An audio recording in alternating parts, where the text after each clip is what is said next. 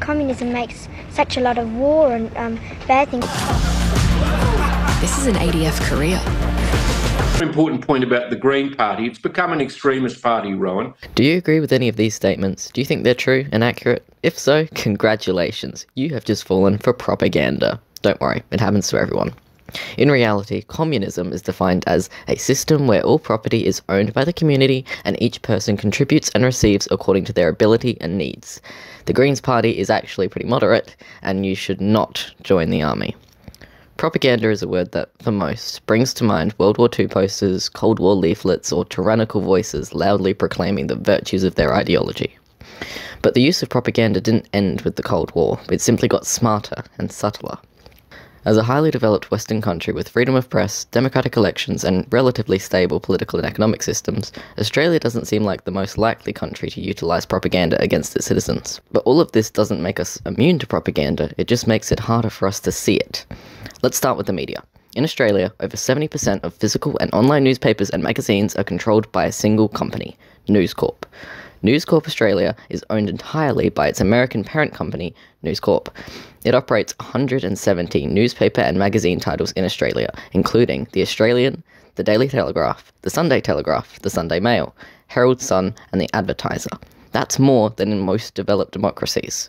News Corp also operates in a partnership with Telstra, Foxtel, and Sky News, a major conservative television network infamous for its controversies surrounding racist language, extreme right-wing bias, anti-vaccine conspiracy theories, and for spreading misinformation about COVID-19 and climate change. If that weren't enough, in 2021, Dallas Mueller, a senior researcher at Uni Melbourne's Centre for Advancing Journalism, described Sky News as the unconstrained peddling of extreme right-wing propaganda, lies, disinformation, crude distortion of fact, and baseless assertions. This isn't just a question of media bias, it's about narrative control. When one media giant is solely responsible for setting the political tone for journalism, dissenting voices are pushed to the margins and labelled as extremists. Issues such as climate change, the rights of First Nations people, or income inequality are oftentimes reduced to headlines, rather than being spaces for opening discussions with real understanding. Then we have politics. During the election season, propaganda runs wild on all sides of the political spectrum. Loud, persuasive speeches, leaflets in mailboxes, and spam texts fear-mongering about immigration are commonplace. But more subtly, we see it in how language is weaponized. They aren't asylum seekers, they're job-stealing immigrants. It isn't socialism, it's far-left extremist communism. Let's not forget the military. Australia has become increasingly aligned with US strategic interests, especially in the Indo-Pacific. We're told the moves are necessary for national security, but whose security? And at the cost of our social services funding. Military defence spending is presented as a given, necessary for our country's continued survival. Voices that question our involvement in foreign conflicts are often dismissed as unpatriotic or naive, whilst voices that demand our involvement in stopping foreign genocides, oppression, and humanitarian crises are pushed aside too, and told that it isn't our business when innocent children are being slaughtered with weapons paid for by our own universities. And not only does the ADF wield propaganda as a tool to convince us to spend more than $50 billion of our national budget on defence, it also uses it to convince our young people to risk their lives and their mental well-being to fire on instinct at civilians in desert slums. Finally, there is education. Our school curriculum, which is meant to be designed to equip students with the tools to think critically, often ends up doing the opposite.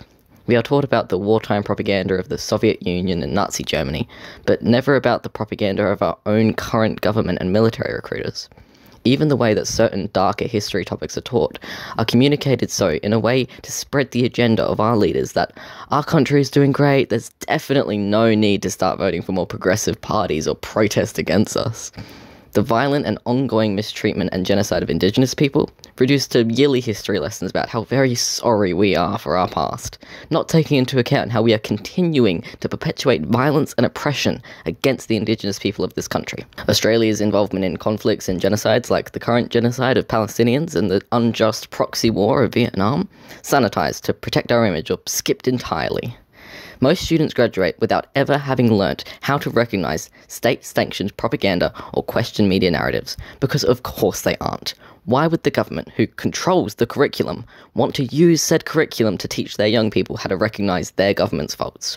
And perhaps most dangerously, modern propaganda doesn't just tell you what to think, it tells you what to ignore.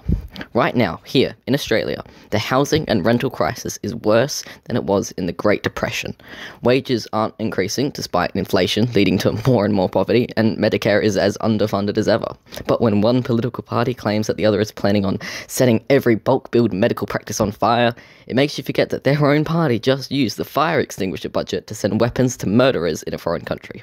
So what can we do to fight this propaganda? Learn to recognize propaganda for what it is and to identify its purpose. We ask who it is that is benefiting from the story being pushed.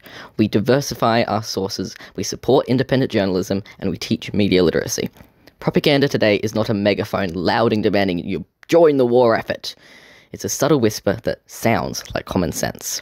But if you listen closely, you can hear the difference. I'll leave you with one final message. A call for self-reflection. How often do you think you are making an independent, informed choice when really you're just absorbing someone else's opinion from their constructed narrative?